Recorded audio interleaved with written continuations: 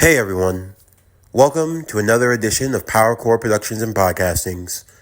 I'm your host, Javon Harrington, and today we're bringing back a series that we haven't done since last year.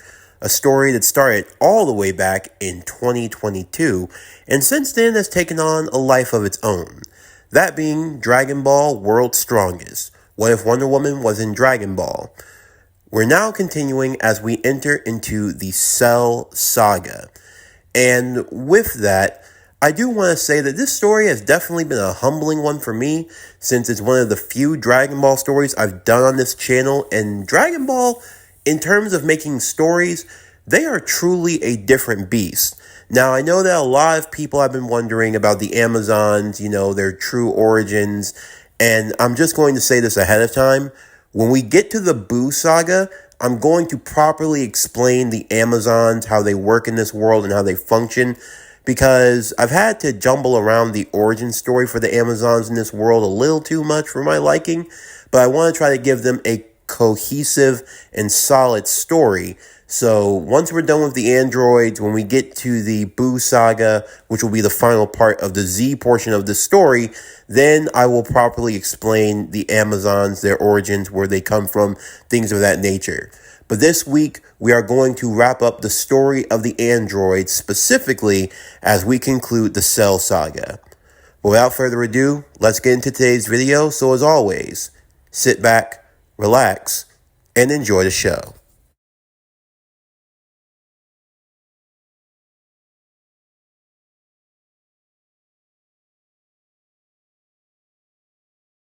Since it's been a while since we've last covered this story, I'm going to do a little quick recap of everything that's happened up until now.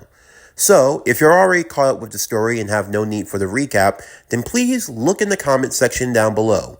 You'll see a timestamp for when the next portion of the story starts, so you can skip on ahead. But if you need a little refresher, then you can stay around for this portion. In this world of Dragon Ball World's Strongest, what if Wonder Woman was in Dragon Ball? Our story began all the way back in the Dragon Ball portion, during the events of the 22nd World Martial Arts Tournament, when Goku was around 16 years old. Diana, of a similar age at the time, would leave her island of Themyscira and would travel to the world of man. Along her adventures, she would meet with the lovable son Goku, as the two of them would travel about going on adventures before eventually competing in the 22nd World Martial Arts Tournament herself, and which she would end up winning, not only the 22nd, but later on the 23rd. Diana would play a key role during the events of the King Piccolo arc, specifically teaming up with Goku in training using the Ultra Divine Holy Water in order to defeat the evil King Piccolo, who would later go on to spawn his son, Piccolo Jr., who would compete in the 23rd World Martial Arts Tournament, to which Diana would be a repeat champion, defeating Piccolo Jr. in the finals. Now, in this world, Diana comes from a race of humans, specifically a female race known as the Amazons. While their origins will be explained later on in the story proper, what you can say is that while the Amazons are technically like humans, they technically aren't. You could say that they're essentially the strongest versions of what a human could be. So, if you had any form of Amazon blood within you, you are already born with an advantage that your average human isn't going to be born with. But, again, that's for a later date and time. Meanwhile, a lot of more developments would occur in this story as Goku would continue his travels and his companionship with Diana.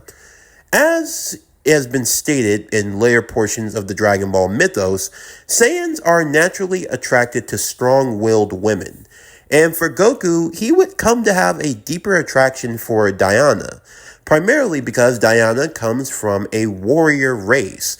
Not that they're bloodthirsty warriors, but they have a good natural competitive spirit, something that Goku gravitates to, and Diana, she loves that charm about Goku.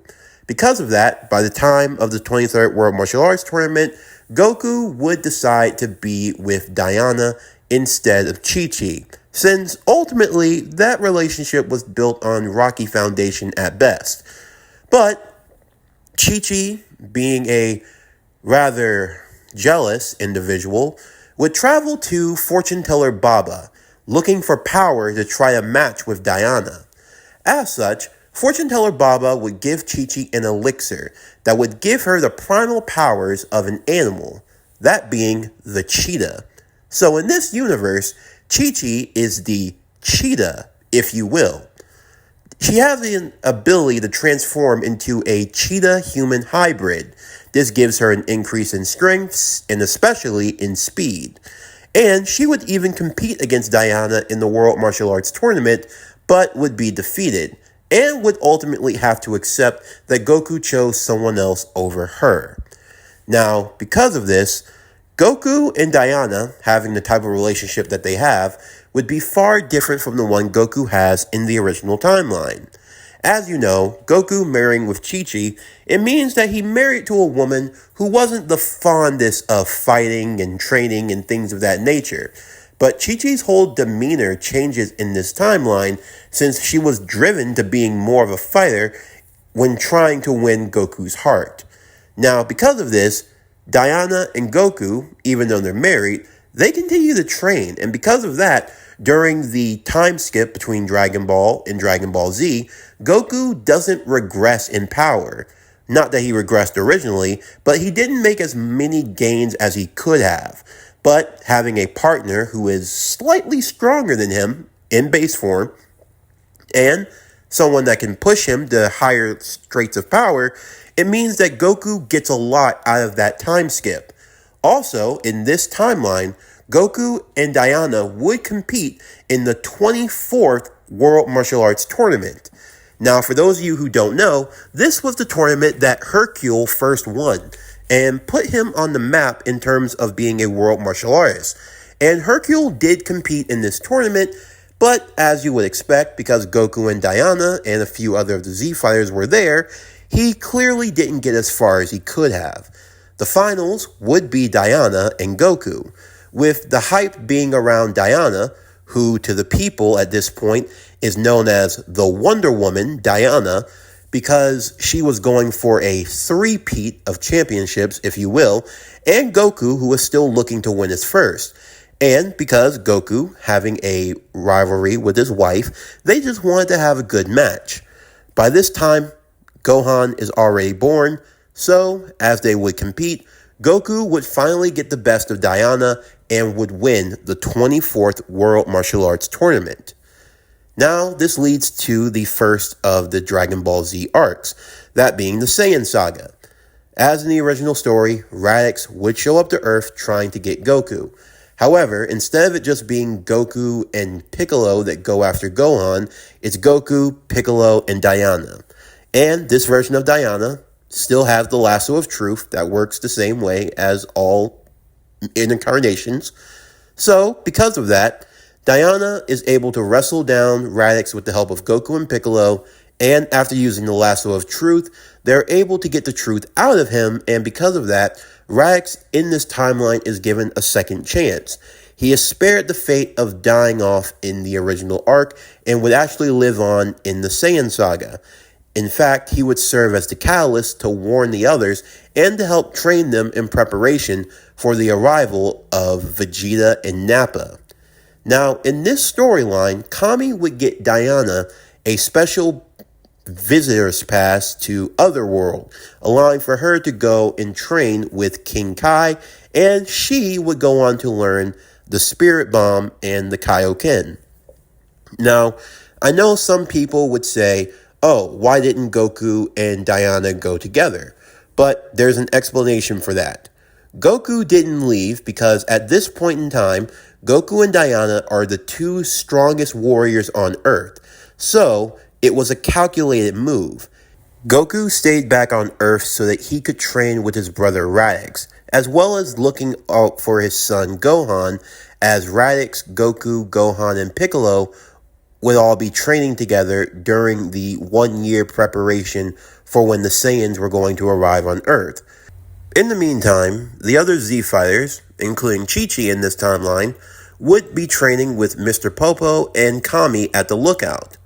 All in all, the Z-Fighters come out of this training arc a little bit stronger than they did in the original timeline, and because of that, they were able to put up a much better fight against the Saiyans when they showed up, along with Diana, who would arrive shortly after.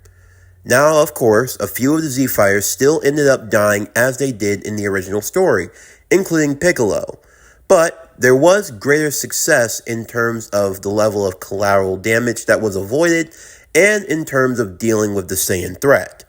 This, of course, would lead to the Namek arc, which goes about the same as it does in the original, with Goku and Diana ending up in the hospital and sending a few of the other Z-Fighters, including their son Gohan, on ahead, while they would follow in a second spaceship shortly after. Now, when the Z-Fighters eventually get to Namek, this is where a part of the story changes. Because of the Z-Fighters being slightly stronger than they were in the original timeline, and having more of a strength in numbers sort of attitude and mentality, they're actually able to be way more effective in gathering the Dragon Balls and fighting against Frieza and his forces. While most of the story still stays the same, it ultimately takes a change when we get towards the climax of the arc. For one, Vegeta is actually able to get one of his wishes from the Namekian Dragon Balls, granted by Dende. Now, as you know, in the original story, Vegeta wanted to wish for immortality, but that was a no-go. So instead, Vegeta would change the wish. He would ask to have his limits unlocked, similar to what the Grand Elder of the Namekians were doing for the Z-Fighters when he would unlock their potential. But instead, he would just ask for the Namekian Dragon to do it. And while Dende was still apprehensive, at least it was better than making him immortal. So, Porunga would unlock Vegeta's potential at that time, and we would get the concept I like to call Vegeta 1 million. Because Vegeta, with his potential unlocked at this point in time, would allow him to fight easily on par, not just with Form 1 Frieza, Form 1, 2, and 3, and even holding his own against Frieza in Form 4. Because of that, Frieza would have to take the fight way more seriously, and would ultimately end with him killing Vegeta, along with a few other Z-Fighters. Most prominently, this would be in Gohan, as Gohan, in this timeline, while he is a bit timid and scared, he has more courage in him because of who his parents are. Because of this, Gohan would stand firm against the likes of Frieza, but it would ultimately cost him his life, as at point blank in front of Goku and Diana, Frieza would shoot a death beam in Gohan's chest, shooting a hole through his heart and killing him. This is the spark that both Diana and Goku would need, as Diana would channel her anger and frustrations into her ultimate technique, Kaioken times 100. In this form, Diana's hair turns from its black to a fiery red, and for Goku, as I'm sure you all know, he would obtain the legendary Super Saiyan form. However, unlike in the original story, Frieza not only has to deal with one, but two pissed off warriors. And not only that, but there would be no mercy for Frieza in this timeline. Normally, Goku is the type of person that would want to spare his opponent, but after seeing the death of his only child, something that he would regret for the rest of his days, feeling like it was something he should have prevented, he and Diana would absolutely destroy Frieza, killing him and not allowing him the chance to come back. Because of this, Goku and Diana would escape from Namek as it was going to explode, and they would both arrive on Yardrat, where they would train with the Yardratians, and Goku would learn the instant transmission technique along with Diana. Now, because of that, a few things change once we get to the events of the Android Saga. For one, King Cold would arrive to Earth all alone, because there would be no Mecha Frieza. And also in this timeline, Goku and Diana would use instant transmission to arrive on Earth and help the other Z-Fighters fight against King Cold's forces before they would ultimately strike down and kill King Cold. Because of that, Trunks would not have to intervene like he did in the original story, but he would still meet with Goku and Diana, because, as I'm sure you know, he would have to warn them about the arrival of the androids, who would show up in just 3 years' time, as well as giving Goku the medicine for the heart virus. Now, all the Z-Fighters would train in preparation for the androids. Also, as a side note, around this time, both Radix and Chi-Chi would get married and they would have their first child, around the same time that Vegeta and Bulma would have theirs, who you all know to be Trunks. As for the child of Chi-Chi and Radix, they would have a daughter whose name would be Chi-Dai. The first part of her name is Chi, as an homage to her mother, Chi-Chi. The second part is Dai, D-A-I, which is short for daikon, as in daikon radish, because, as you know, Saiyan names are a pun on vegetables in our world. So just as radix is a play on the word radish, daikon radish, that's why I use the name Dai for Chi-Dai. Also because, as you know, in Dragon Ball Super, Chi-Chi has a radish farm. So there you go. You have baby Trunks and baby Chi-Dai. Now, after the 3-year time skip for the training for the androids, eventually the day would arrive to face off against the android threat, which would be in the same city as in the original story. But this is where a lot of major changes occur. First off, the androids that arrive, androids 19 and 20, as you all know, are not the androids from Trunks' future. And on top of that, more androids that don't appear in Trunks' future arrive. Technically, they are cyborgs. They're not actually androids, but that's neither here nor there. But what is important is that a certain cyborg does show up.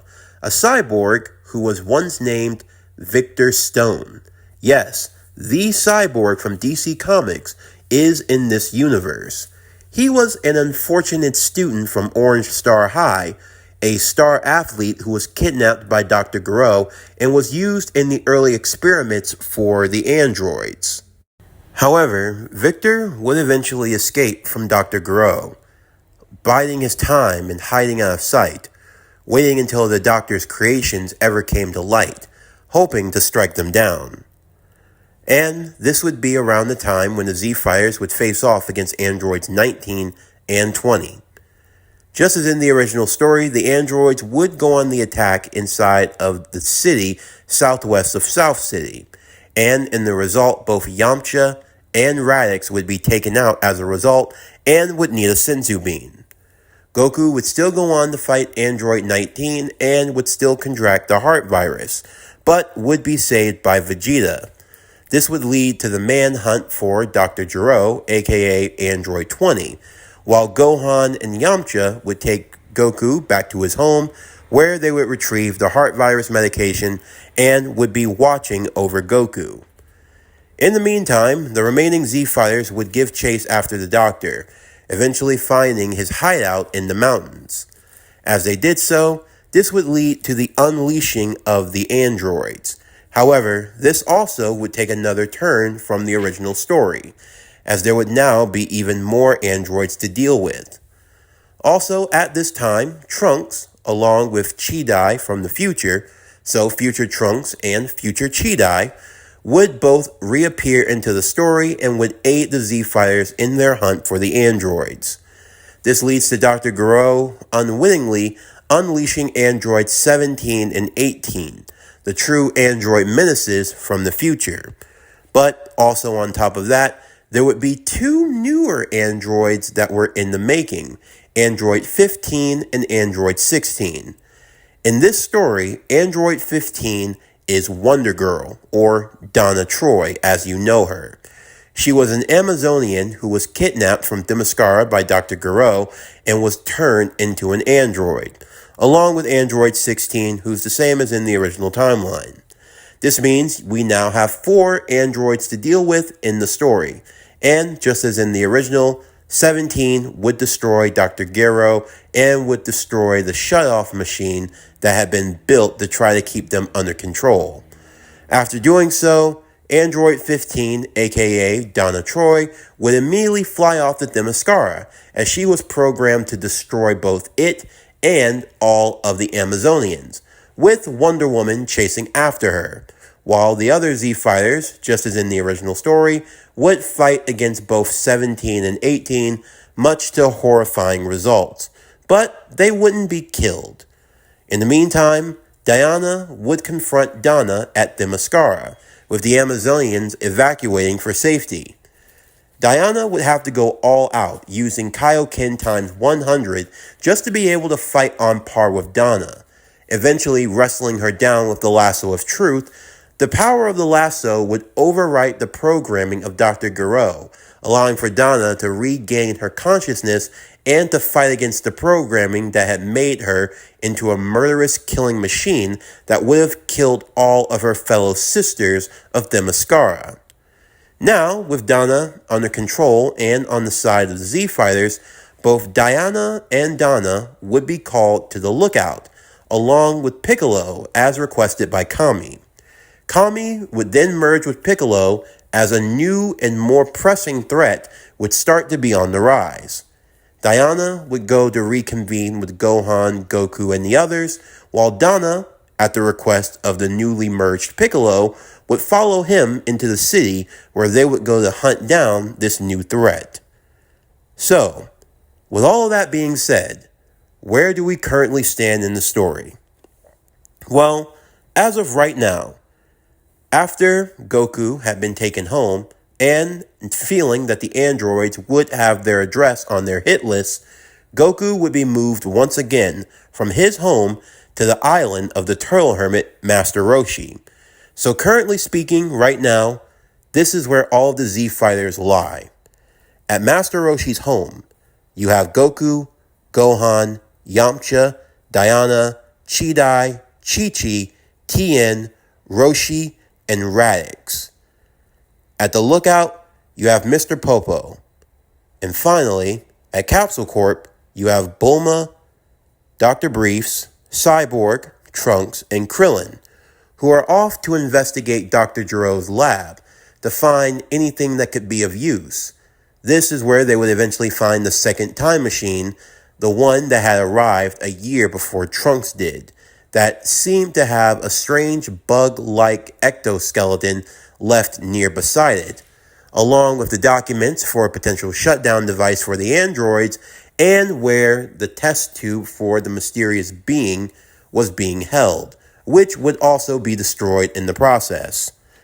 And then finally, you have Piccolo and Donna as they arrive to Ginger Town, and the two of them come face to face with a strange bug-like man with a large spiked tail that absorbs anyone it comes into contact with. This is the being known as Cell, and this is where our story begins.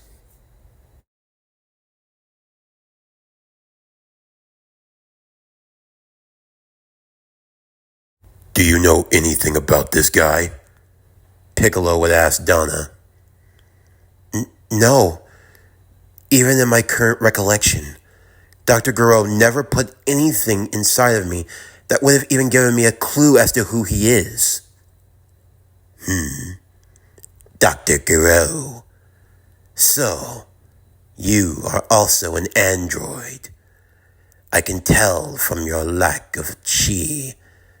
You were also created by the good doctor. This is interesting. An Amazonian converted into an android. Funny. From my point of view, you do not exist in my timeline. Timeline? What? You're saying you're not from this time? Piccolo, Piccolo, Piccolo. Always searching for the answers. But I am not one who will give them so easily. No, but you two will serve as fine nutrients towards the grand plan.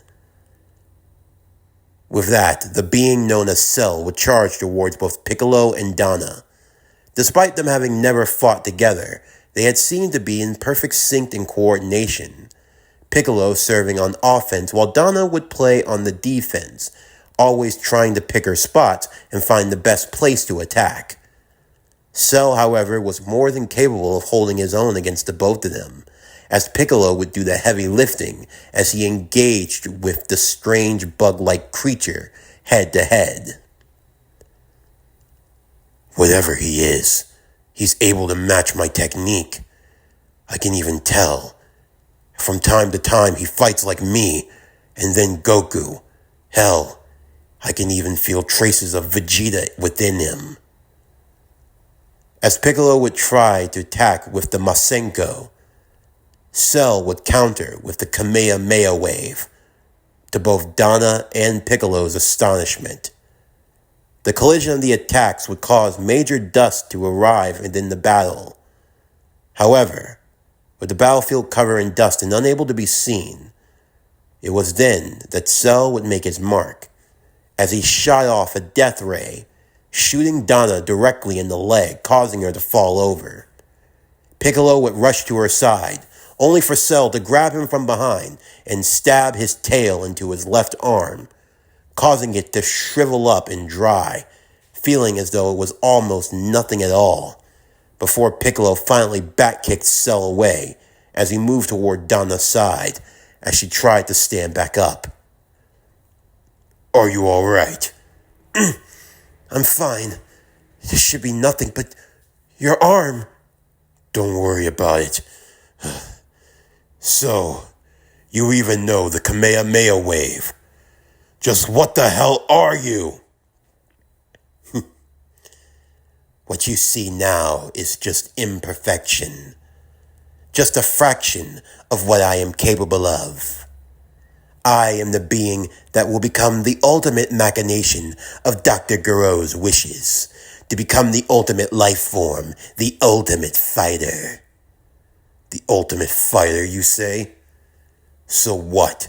You're just a hodgepodge of true warriors? That's such a simple-minded way of looking at things, Piccolo. I am far more than that. I've paid close attention to you, to all of you, ever since back then. Do you remember the 24th World Martial Arts Tournament? All the way back then? If I had to take a guess, I would say that my probe should be somewhere, oh yes, to the left of me. Look a little up towards the drifting cloud in the southeast. Piccolo did just so, and he saw what appeared to be a tiny probe watching and gathering. That little bug there is gathering samples, just waiting to see what will come of it. Samples? Of what? Of DNA, of course. I am the ultimate android, the one known as Cell. My purpose is to achieve perfection, to become the absolute of perfect being, something that could never be duplicated, a one of one. You said the 24th World Martial Arts Tournament. You mean to tell me that that little probe has been watching us since back then? Of course. The cells of the Amazonian woman, Diana of Demaskara, Son Goku, the Saiyan raised on Earth. You, the son of Demon King Piccolo, the Namekian, along with other powerful beings who have come along, from the likes of the Saiyan Prince Vegeta, and the ruler of the Galactic Empire, the father of the late Emperor Frieza, King Cold, when he too paid a visit to Earth. Every battle that's ever occurred on this planet, every encounter, I have taken notice of it all. All of its power has been collected and added to my very being. But you say you come from a different time. How can that be? Well, since you're going to die, better to have you dying with the truth than dying in ignorance. You could say that I come from a particular timeline. As I'm sure you're aware, time travel is real. You've met a few of them. That Trunks and Chidai, they come from the future, but a particular future. A future where I do not exist quite yet. However, I come from a different timeline. You see, in my reality, those damned brats somehow managed to shut down what I needed to achieve perfection. Perfection. Yes. Despite my power, I am still incomplete. I require two components. Two androids. 17 and 18. The problem is, in my timeline, androids 17 and 18 were somehow defeated. Trunks and Chidai were preparing to come back to the past to tell you of how they had defeated the androids and to hopefully give you a way of defeating yours. But when I came across them, I found that their time machine would be rather useful. So once I dispatched of them easily, I reverted myself back to my larval state, and I traveled with the coordinates already in place, 4 years into the past. From there, all I had to do was burrow myself into the earth, gathering strength, and waiting for the right opportune time to hopefully emerge into a world where the androids exist. But now things appear to have taken a much different turn, because now there are even more androids than were originally supposed to exist. You, Cell said, pointing to Donna. You do not exist in my future. Neither does the one known as Victor Stone. But I imagine that these are the follies of time travel. You never know what's going to happen as a result. So that's it then. It's been because of you. You were the one that traveled into the past first, a year before Trunks even arrived. How do we know that all of these changes aren't due to your presence? That's always a possibility. But in the end, it doesn't really matter. Because once I gain hold of the androids, I will achieve perfection. And what happens next? Who knows? If I can't find anything to entertain me on this world, then perhaps I'll be rid of it, and I can try my luck elsewhere. So, that's what you plan on doing. You're going to try to achieve some perfect or higher form, and then you'll likely want to fight us. And if we can't satisfy you, then you'll just blow up this planet and try your luck elsewhere. That's right. Unfortunately, you won't be getting a second chance, Piccolo. But you will live on as a part of me. I'd hate to be the one to inform you of this. You may have my cells, but you truly are an imbecile. What? Piccolo would rip off his arm, causing a new one to regenerate. As Donna, her body had now calibrated and adjusted to the damage she had taken. As Piccolo would charge its cell once more, with Donna by his side. Your plans end here, android. You're going to die, along with your ambitions. My ambitions won't end here, but... Cell would stop himself mid-sentence. He could feel particular powers coming his way. Trunks, Chidai, Radix, Vegeta, Tien, even Krillin. So, it seems my point has been compromised. I will have to lay low. If I try to fight them all at once, they actually stand a chance of killing me. Well, it seems you have the upper hand this time around, Piccolo. Consider yourself fortunate. It seems fate has allowed you to live a little longer. But know this, the next time we meet, it will be the end for you. What?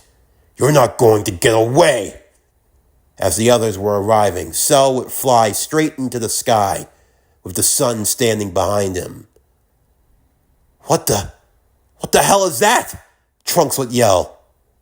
Don't let him get away! Piccolo would yell. Solar flare! In a bright hue of light, everyone would be blinded, as Cell would shoot off multiple ki blasts in different directions before disappearing from sight. By the time Piccolo had come to, Cell was gone. Damn it! What just happened? Trunks would ask. Piccolo would turn away, not wanting to speak until everyone who was going to show up would finally get here, as he didn't want to repeat himself.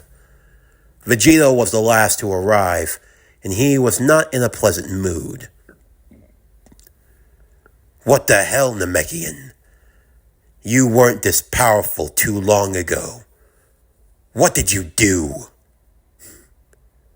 It's none of your damn business. What was that? Father! Huh? Piccolo merged with Kami. That's how he was able to boost himself in strength. What? Merged with Kami? Namekian fusion. So that's what you did. A cheap trick for power. Anyway, what the hell is going on? Why did I sense my own power, along with Kakarot's and everyone else's, all in this area at once? It's time for you to start talking. Fine. Kami had been on the lookout. There was something here, a dangerous presence. It appears that we have another android. From there, Piccolo would explain to them everything he had learned from Cell, and as such, the Z-Fighters that remained would begin a manhunt for the bug-like android. Vegeta, however, he simply wanted to be alone. Trunks would try to speak reason to his father.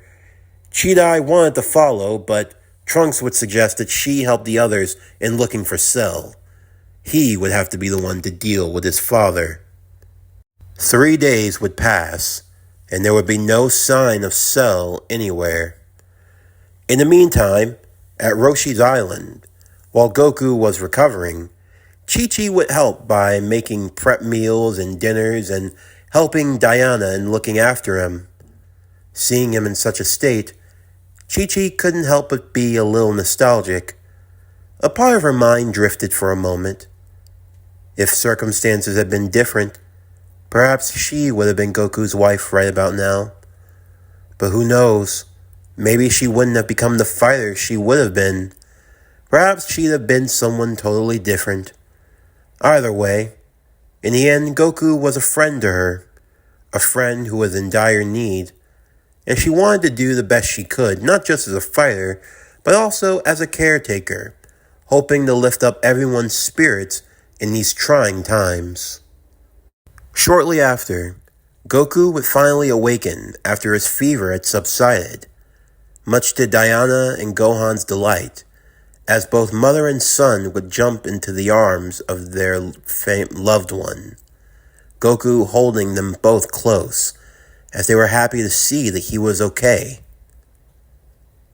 Dad, you're better! It wasn't going to be anything too major. It's going to take more than a virus to keep me down, but oh, wow, you've definitely got a lot stronger. Hey, haven't you, Gohan? You had us worried, you know. It's good to see you, Diana. I wasn't going to leave your side. I've been able to be relatively clued in on what's been going on, even in the state I was in. But I think I know what we need to do. It's time for us to take our training to the next level, Goku said as he looked to both Diana and then to Gohan. Hey Chi-Chi, you mind coming with us? Me? Yeah, and Radix too. I'm gonna need to gather you all together quickly, so hurry up. Chi-Chi would follow up behind them as they would all hold on to Goku, as he would use instant transmission, first arriving to where Radix was. The brothers happily reunited once again, before they would make their way, picking up the now older Chi-Dai, who now had the pleasure of meeting Goku for the first time. So, you're my niece, huh? Nice to meet ya. I'm Goku. Uncle Goku. Or is it Uncle Kakarot? I'm not sure. I know you went by both names and such, but you can call me whatever. Either one works. Okay. Uncle Goku then. It's nice to actually meet you. I can tell that you're really strong. And I know you've been through a lot. But thank you for everything. Let's see if we can help save your world also. Finally, the gang only had Vegeta and Trunks to pick up, but they were on rocky ground to say the least. Vegeta had spent the last few days brooding, looking over a cliffside, and he wasn't talking to Trunks at all. He's been like that for over 3 days now, Trunks would say. Every time I try to get near him, he just wants to be left alone. Don't worry about it, Trunks, Goku said.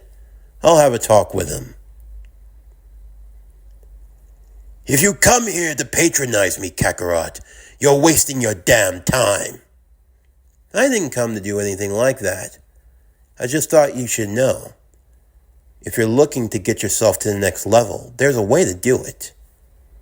What are you getting at? I'm pretty sure you came to the same conclusion as me. Where we're at right now, Super Saiyan isn't going to be enough. Obviously. But what if there was a way for us to ascend past a Super Saiyan? What if there's just a barrier on it? A barrier? You had to have felt it, didn't you? I don't think Super Saiyan is the only limit. We need to ascend past Super Saiyan. To go beyond the Super Saiyan. I've considered it, but I wouldn't even know where to start. I don't really have the time. But what if there was a place where time wouldn't be an issue? Where you could get a year's worth of training in one day? So now you spout fairy tales, Kakarot? Not a fairy tale. It's real. Of course. That is if you're up for it. But if you'd rather spend your days brooding and trying to find another way to get stronger, then by all means, you're free to do whatever you want. Although, I'm not sure how that'll work out for you if you have to fight the androids again. I'd watch that tongue of yours, Kakarot. It will likely get you into trouble you can't get out of. Well, right now, we're both in trouble. I'm not going to beg you, Vegeta. If you think you can have another way of getting a good shot against the androids, then by all means, go for it. I'm just extending you the offer. Whatever happens after that is on you. Fine. But you better not be lying, Kakarot. And with that, Vegeta and Trunks will be the last ones picked up, as Goku, Diana, Gohan, Chi-Chi, Chi-Dai, Radix, Trunks, and Vegeta would arrive to Kami's lookout, where Mr. Popo would be waiting. It is good to see that you are in good health again, Son Goku. Yes, thank you, Mr. Popo. It's a pleasure to see you again. So, what can I do for you today? I'd like to show my friends the hyperbolic time chamber, please. Ah, the room of spirit and time, the hyperbolic time chamber. It must truly be of desperate times if you wish to use that space again. So it's real, Vegeta would say. Of course it is. Please, come this way. Say, Diana, did you want to bring that other girl along? Goku would ask. You know, the Amazon that became an android? I mean, I know that she's a part of your people and everything, and the offer is open to her if she wants to, and she's currently with Piccolo, Diana would say. With her power, she's more useful in tracking down the other androids. She has the power capable of fighting any one of them in hand-to-hand, and even beating them. That power would be better suited in their pursuits. Yeah, especially with Cell, right? Exactly.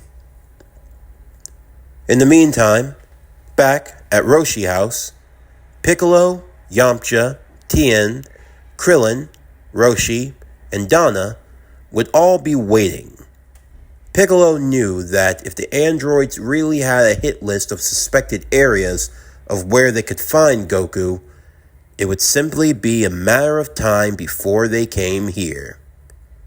And the Namekian's hunch would prove correct, as just shortly after, 3 individuals would land on the island.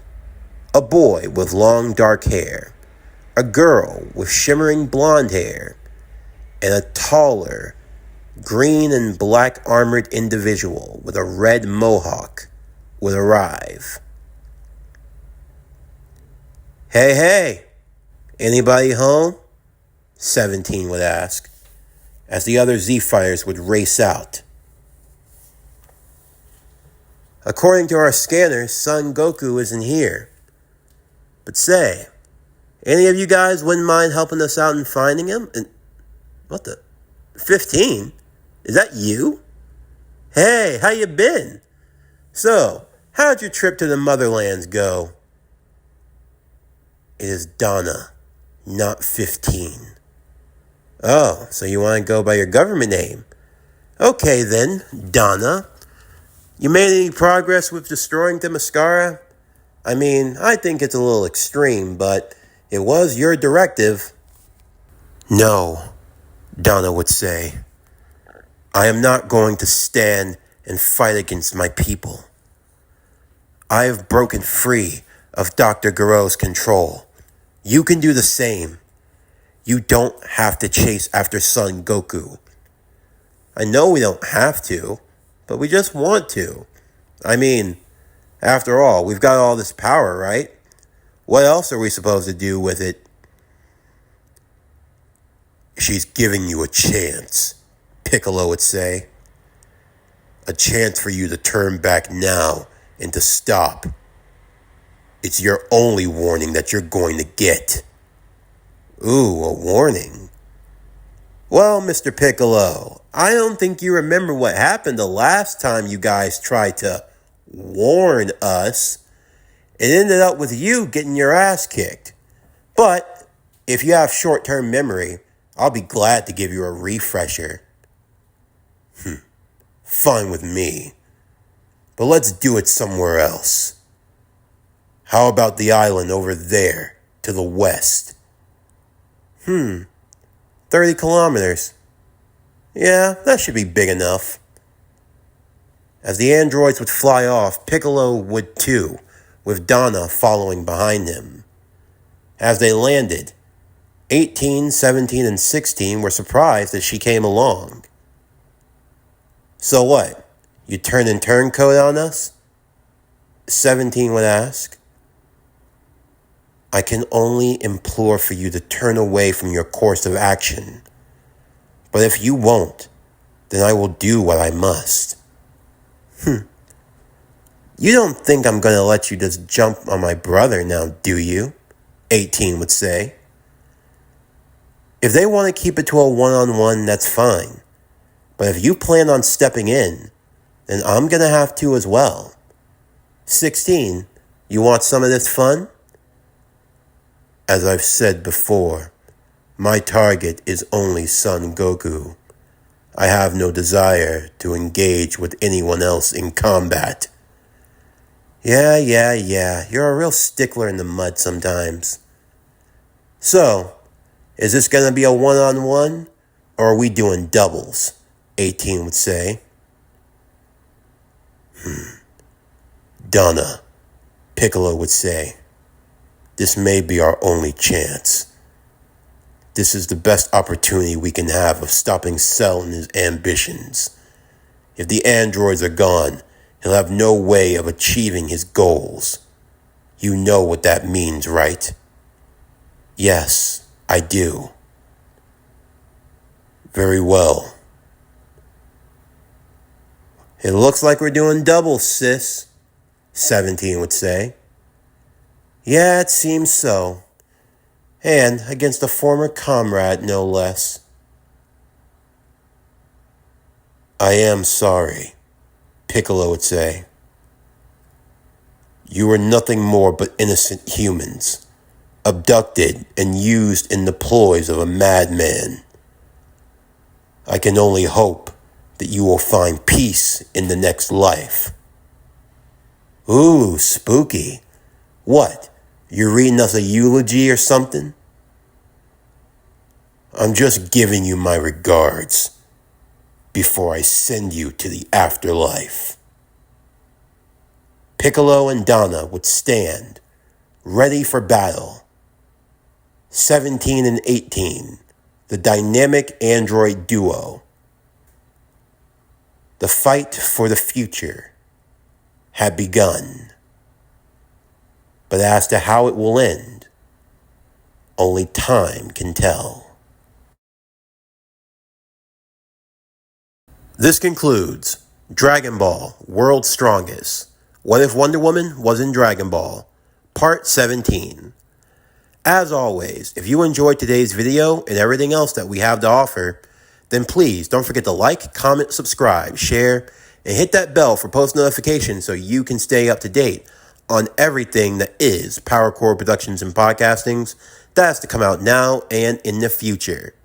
Stay tuned tomorrow as we continue with Dragon Ball World's Strongest. What if Wonder Woman was in Dragon Ball? Part 18.